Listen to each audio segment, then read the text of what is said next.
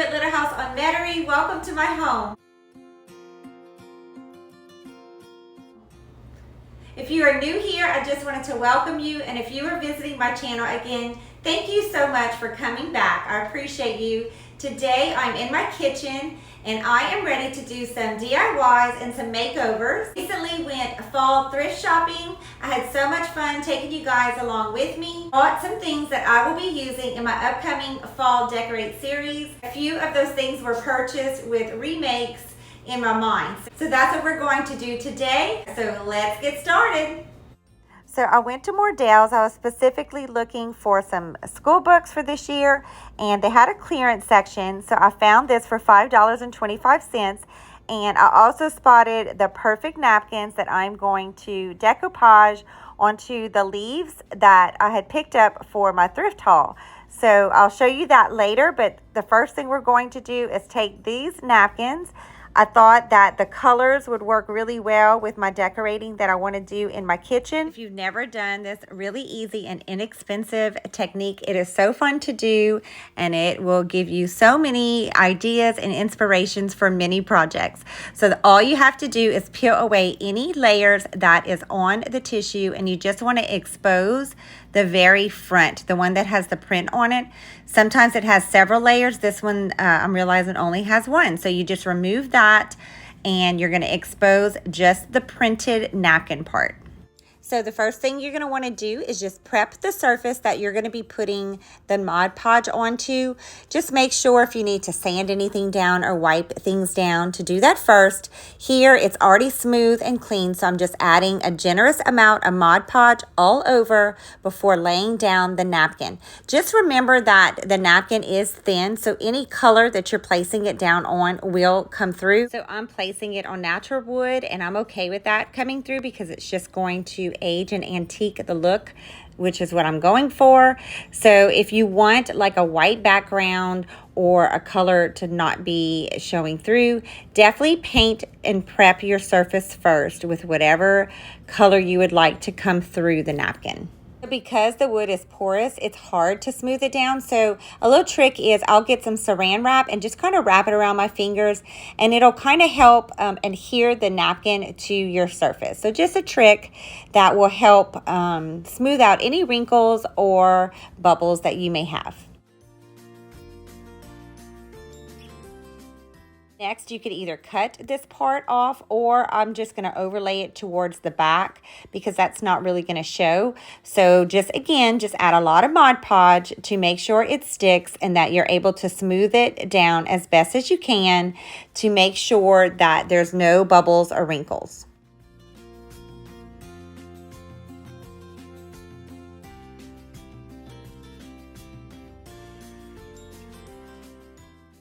Now that the first piece is on good, I'm going to take the second napkin and just try to find the best place that I can match them up as possible.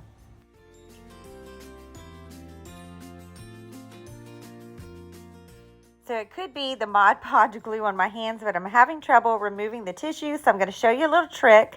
If you get a piece of tape and you stick it to the back of the tissue, it will peel away the layers. So that just is a little tip to make it easier if you have trouble. So I'm just going to repeat the process. I'm going to add the Mod Podge generously again, and then I'm going to lay the tissue down, trying to seam together the two pieces as best as I can.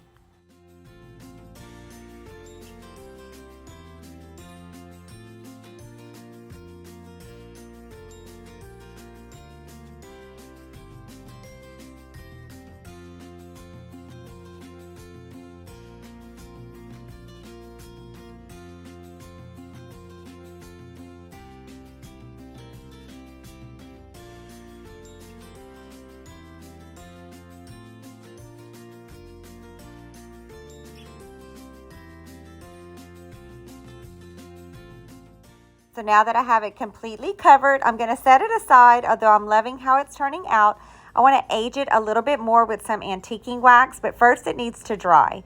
So while that's drying, I'm going to get these cute leaves that I thrifted. They were $2 a piece, and I'm going to do the exact same method. So I'm just going to put some Mod Podge, and I'm going to take a napkin, and I'm going to cover them with the same pattern, because my plan is to decorate these in my kitchen. So I want to be able to kind of make them both cohesive. Absolutely love doing this very easy and inexpensive DIY. You can just take something and make it so much prettier. And I just think that this leaf was cute on its own, but now that I add this pattern, it is just going to be adorable. And when I go shopping, I always am on the lookout for beautiful or any kind of patterns that I love on napkins, and I grab them specifically for these projects. Now that it's nice and smooth, I'm just trimming off the excess napkin. That way it'll be a little bit easier to manipulate into the corners and crevices of the leaf pattern. So I'm just making sure that the edges are really well tucked down with the Mod Podge before I start bending and pressing the corners to go into all of the pattern. I put a lot of Mod Podge on top. I'm going to kind of let it dry a little bit, but I will come back and file off the edges with a nail file to get the corners off, because I want the glitter to be able to show. But first I'm going to go ahead and do the second leaf, and then we'll do the nail file after. As you see, I did cut this napkin in half because it was just easier to manipulate onto the leaf because this one was bigger. So just be aware to line up the two napkins so that it looks like one piece. So I'm speeding up the video so it doesn't take long and you kind of get the idea of how to do this. But I just wanted to tell you to take your time when you're doing this process, especially if it's something like this, that it has a lot of curves and crevices. Just really take your time to smooth out the napkin as best as you can. I'm just going in all the corners and I'm filing down any excess tissue from the sides. I'm going to do that to both leaves, and then we'll further antique them with some antique wax. I'm loving how they are coming out, but I do want to have a really aged antique look. So I'm going to use this Waverly antique wax and apply some on top of each piece. So I don't want it to be too dark, so I'm diluting it with a lot of water just so that it's aged but not too dark.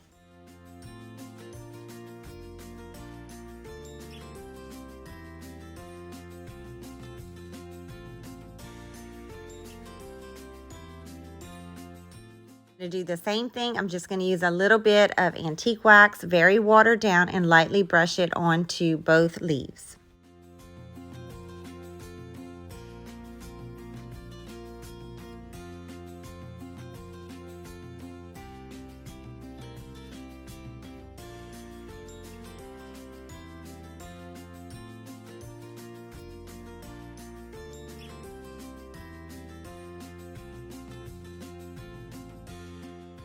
So let's set these aside, and while they are drying, let's do some painting. So the first thing I'm going to paint is these gold leaf plaques that I picked up for my fall haul at a local Goodwill. They were not pretty, but I knew I could make them perfect for what I want them for, which will be decorating in my living room. So this year I'm going to be doing a yellow goldish tone in there for my fall decorating. So I am using a metallic gold color.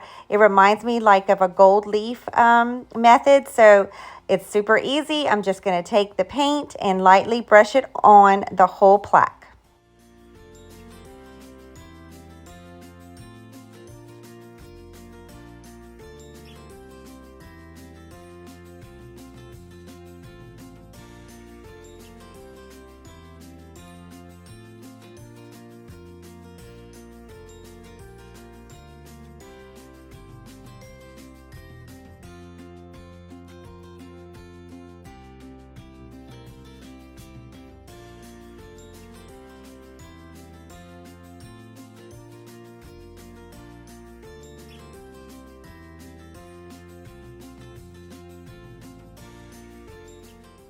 Next, I'm just getting a paper towel and I'm just dabbing any excess paint off, and then I'm actually going to use the same paper towel and kind of rub the paint on each side of the plaque.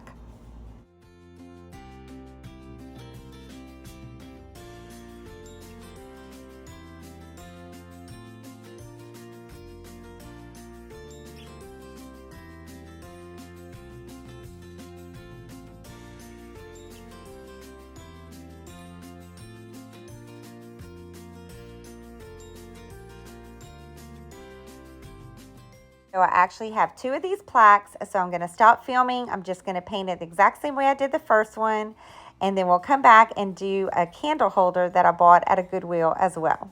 So I forgot to give you a close-up look of the metallic gold paint that I'm using today. I picked this up a long time ago, so I don't remember exactly where I got it from, but I'm sure you can buy it anywhere that they sell paint, like Walmart or any craft store. I will list all the supplies that I'm using today in the description box below.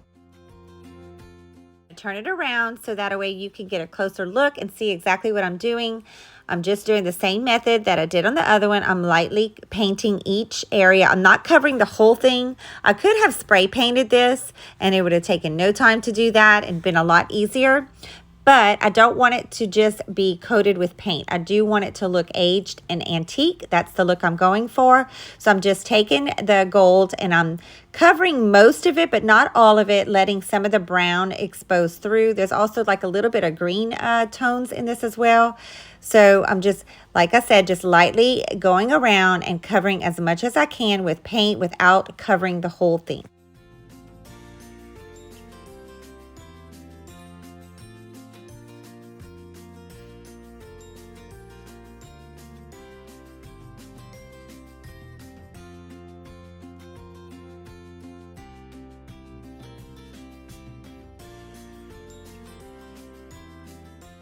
I finished painting the front, then turned it around and do the back side as well. I don't want to continue to film so that this video doesn't get too long, but I hope you kind of get the understanding of what I'm doing. I want it to look like an aged piece, so I am trying not to paint the whole thing and being mindful of the areas that someone would have touched it over the years and the paint would have worn off.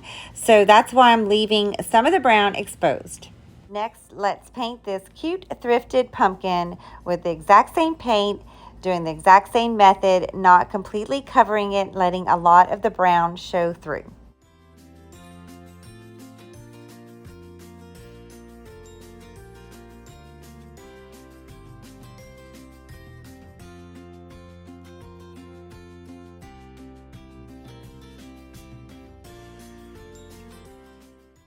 Now that all the pieces is dry, I'm going to take the same antique wax and just lightly go throughout each piece and distress it further. I could have easily spray painted these pieces and then came back with a sanding block and just lightly distressed it. That's a really easy and quick way to do it.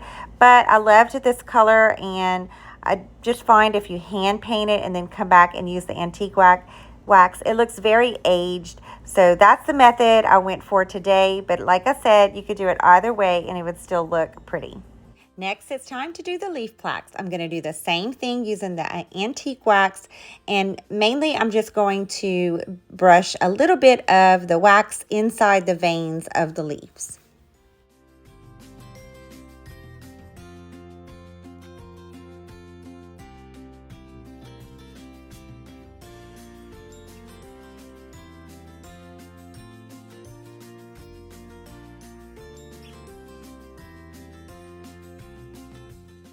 Set all these aside and let them dry, and then we're going to work on a bowl that I thrifted. Next, I'm going to paint this bowl. I had originally picked it up for my thrift shop with me haul. If you saw that video, I thought it was originally leaves around it, but it turned out to be grapes, but that's okay. So I'm just adding again the Waverly antique wax, but this time I'm going to add in some baking soda because I want to give it a little bit more texture. It already has some. So if you've never used this painting technique before, it's really cool. You can just add some baking soda to any paint, and it kind of just gives it a concrete texturized look. I love to use this method. I do it often. So I am going to add probably just a little bit more until I reach the consistency that I'm looking for, and then we'll just simply paint the bowl.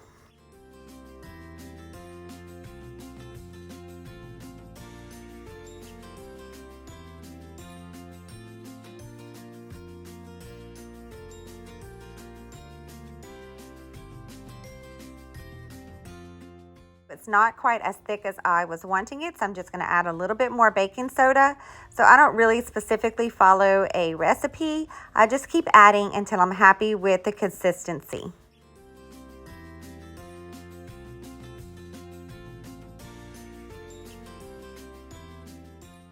see here, I am just covering the bowl with the brown paint. I am not worried about it not being perfect because it's just going to be a base. I'm going to add the antique gold on top of this once it dries. So I'm just getting a full coverage of brown paint on the entire bowl. So if you are enjoying this video and you haven't done so already, please consider liking and subscribing to my channel so you can come back and visit me. So now I'll just flip the bowl over. I'm going to continue to paint the silver because this part will show as well. But I just want to let you guys know I did use 2 coats to cover this completely. So this is what it looks like when it's all dry. I'm not sure if the camera's picking it up, but it has a lot of texture, which is exactly what I was hoping for. So I'm going to use the same antique gold, but this time I'm not going to brush it on. I'm going to get this sponge and I'm going to use the technique where you just sponge paint it on. I don't want full coverage, but I don't want a lot of the brown showing through. So I will add it until I'm happy with it. And I'm not, again, going for full coverage, but I do want all of the brown to be covered as much as possible.